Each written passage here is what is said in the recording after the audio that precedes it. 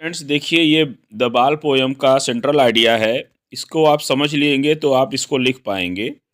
The बाल poem bye John Berryman highlights. ठीक है, हाइलाइट्स का मतलब क्या होता है? उजागर करना। तो क्या उजागर करते हैं? That loss is an unavoidable part of life. कि जो हानि होता है वो जीवन का अनएवॉइडेबल पार्ट होता है, मतलब ऐसा जिसे टाला नहीं जा सकता। मतलब हानियां व्यक्ति के जीवन में तो होनी ही होनी है, ऐसा समझ के चलो। कवि ये बात बताते हैं।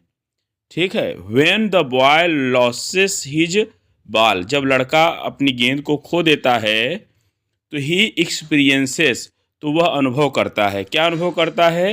हिज फर्स्ट, अपनी प्रथम रियल सेंस, प्रथम वास्तविक भावना। किसका? आप सैडनेस, दुख का। मतलब जब उसके जीवन में कुछ चीज़ें खोई तो उसको दुख हुआ, तो क्या वो महसूस करता है?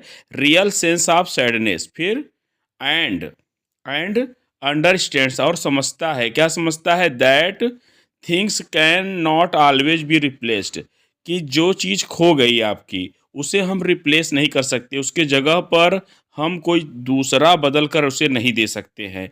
अब यहाँ थिंग्स से व्यक्ति का ये संबंध है कि जैसे अब चाहे वस्तुओं को ही ले लीजिए तो वो नहीं मिलता, आपको दूसरी चीज़ें मिल जाती है। ऐसे ही व्यक्ति जो चले जाते हैं, जिन्हें हम खो देते हैं, फिर वो व्यक्ति हम रिप्लेस नहीं कर सकते कि हम उसकी जगह पर कोई और ला करके बात समझ में आ रही है? तो उसे रिप्लेस नहीं किया जा सकता, उसे बदला नहीं जा सकता है, चीज़ें बदली नहीं जा सकती हैं।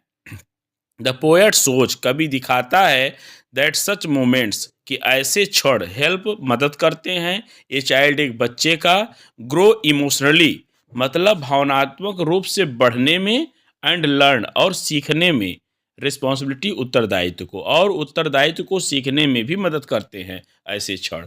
तो बच्चा उससे कुछ ना कुछ सीखता है लॉस से। ठीक है, तो ये होने देना चाहिए।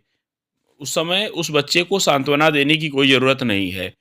Instead of offering a new ball, कि इसके स्थान पर तुम इसे ऑफर कर दो, एक नई बॉल ले लो, पुरानी खो गई है, उसको उस दुख को एक्सपीरियंस करने दीजिए। द पोएट सजेस्ट, फिर कभी सलाह देता है, that the boy must accept the loss, कि उस लड़के को उस लॉस को अवश्य ही स्वीकार करना चाहिए। दिस एक्सपीरियंस, यह अनुभव, प्रिपेयर्स, तैयार करता है, हिम माने उसे, टू फेस माने सामना करने के लिए, बिगर लॉसेस मतलब बड़ी बड़ी हानियों का, इन लाइफ मतलब जीवन में।